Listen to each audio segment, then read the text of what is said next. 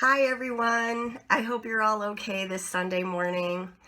I wanted to talk briefly about someone with whom Pilgrim has been connected for many years, and that's the Reverend Dr. Phil Knudsen, whose work we support in Southern Africa.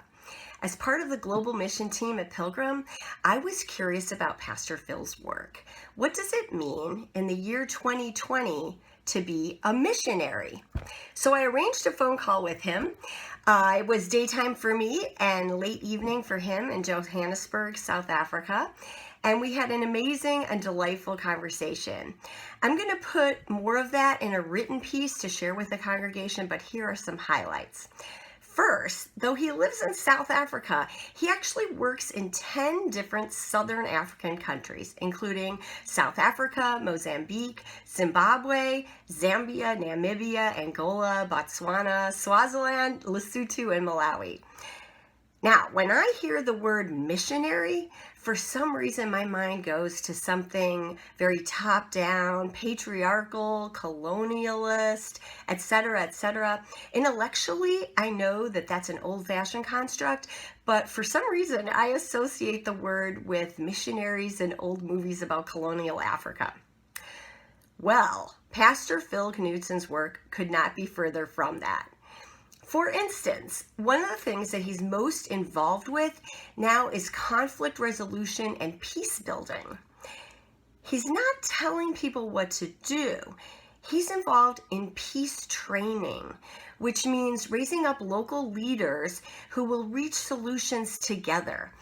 This is really important because this is a place that's been scarred so many times, first by colonial powers, then by apartheid in South Africa and other authoritarian political regimes.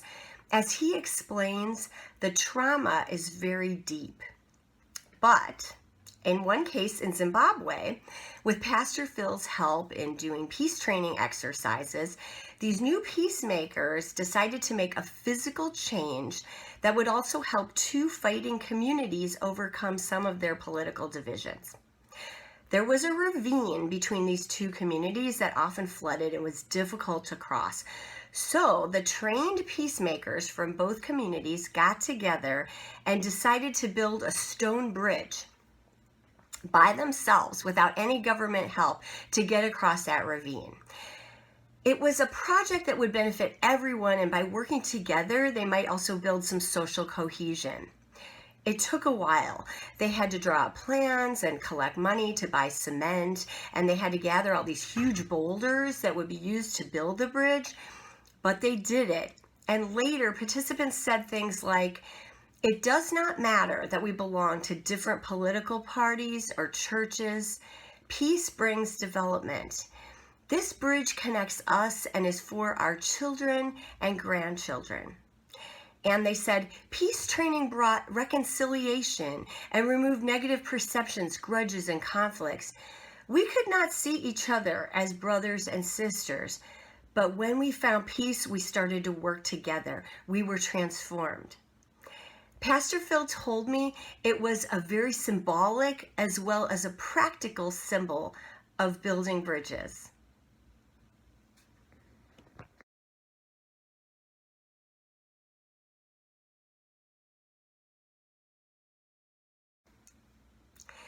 And the really cool thing is other people in the area saw the bridge and were inspired.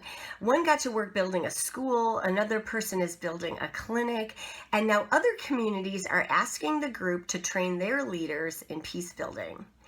And that's just one thing that Pastor Phil is involved with the support of Pilgrim and other ELCA congregations.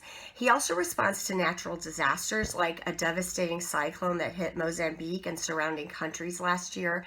And he's working on public health issues like HIV/AIDS and malaria, and now the COVID-19 pandemic, as well as economic justice and hunger issues, and of course, Christian education for those who will lead churches, and lots more. He has sought to redefine the words missionary and mission. He told me he views mission as accompaniment, walking side by side as fellow human beings here by God's grace. He's doing really valuable work, supported in part by our congregation, which is really cool. And I'll be sharing more from my talk with Pastor Phil in a little write-up. And if anyone watching this is interested in global issues, the Global Mission Team welcomes your help, big and small ways. So thank you, and hope you have a great weekend.